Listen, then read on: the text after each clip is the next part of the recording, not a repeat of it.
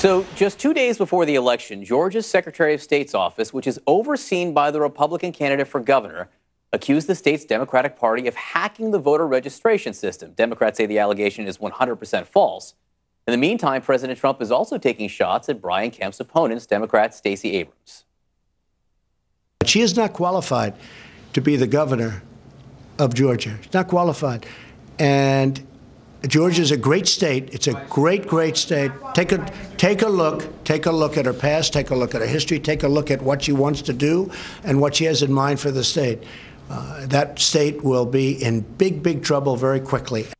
I want to bring in the Democratic nominee for the governorship of Georgia, Stacey Abrams. New Day, I should say, also reached out to Abrams' opponent, Georgia Secretary of State Brian Kemp, but we have not heard back from his campaign. Representative, you were on with Jake Tapper about 24 hours ago, but so much has happened since.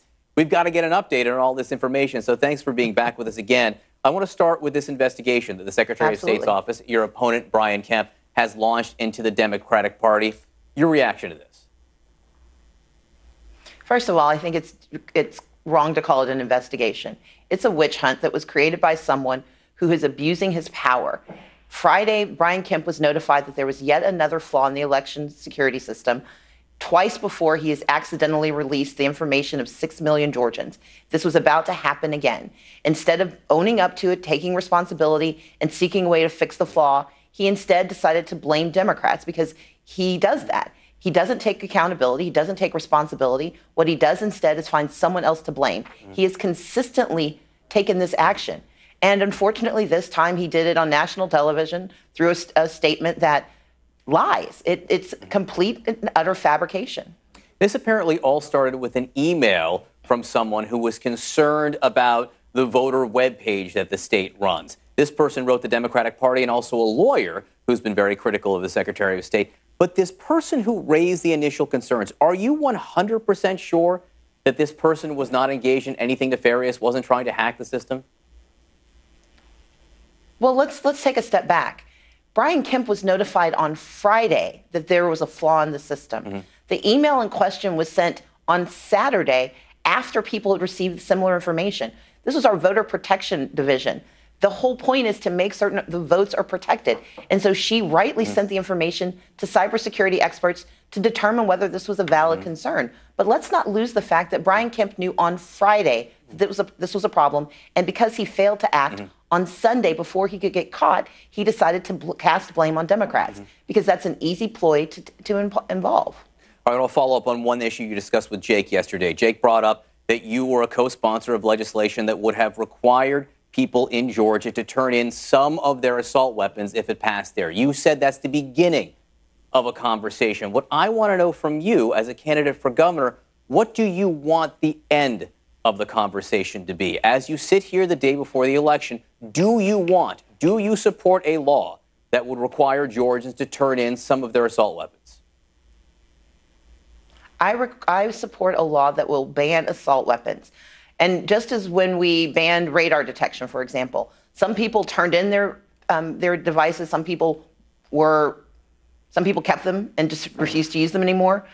Weapons are more dangerous. They are more vulnerable to misuse. And I do think that in the state of Georgia, we're going to have to figure out how we do this. We've done it before as a nation, and there wasn't a nationwide confiscation, but there are going to be some people who are going to be held to a higher standard because they have demonstrated a lesser sense of responsibility. What I want us to do is what we should always do in our legislative process. Have a discussion about how we accomplish our goals. And it is wrong for anyone to say, I know the exact end. The end in mind for me is this. We need to make our state safer, and that means we need to ban assault weapons in the state of Georgia. Banning them is one thing. Requiring people to turn them in is another. And the voters in Georgia just want to know if you support a law that would require them to turn in their assault weapons. I will support a law that is mutually agreed upon by the House and the Senate in bipartisan fashion to ensure that we create the safest space in the state of Georgia. And I understand that what you want is a hard and fast decision, but part of my responsibility as governor is to govern the whole state, to work across the aisle and work with people of differing values, but with a core goal of making sure we make Georgia safer. I believe in common sense gun safety legislation, and that means we've got to work together to figure out the best way to achieve this outcome. We put a poll out just an hour ago. We asked voters what the most important issue is to them. It's very interesting. If you look at it, most Democrats list health care as extremely important, but Republicans list immigration. 64% say immigration is extremely important. Now, I know by and large immigration is a federal issue, not a state issue, but how do you reach those Republican voters who say that immigration is the most important issue to them? I believe that immigration is entirely a federal issue. That's the way our laws are designed. And that's why I focus so heavily on our responsibility to provide access to health care for 500,000 Georgians. Because those very same Republicans, those independents, live in rural communities where they're watching their rural hospitals shut down. They live in communities where mothers are more likely to die in Georgia within a year of giving birth than anywhere else in our nation. They live in communities where we can't attract good jobs because we don't have access to health care. And I believe that if we do our job, expanding Medicaid, providing access to good education and to new jobs in the state of Georgia, that I can get Democrats, Republicans, and independents to stand with me as the next governor of Georgia. I want to ask about who we are as a country and the role that race is playing in this election. There's a robocall going around Georgia. I'm not going to play it right now because it is racist and it involves someone mocking Oprah Winfrey, among other people. But when you hear that, and when you hear the President of the United States consistently say, you are not qualified to be governor of Georgia, where are we? What do you see that discussion being in terms of race in the country? I mean, the challenge for America has always been one of new and old clashing, new ideas, new opportunities, and old bigotries. My responsibility is to be the person who brings us together, who knits together a new coalition that understands that, yes, I am changing the face of what leadership looks like, but I'm doing so having the greatest experience of any candidate on the ballot. I'm a Yale-educated attorney. I am a business owner, a political leader.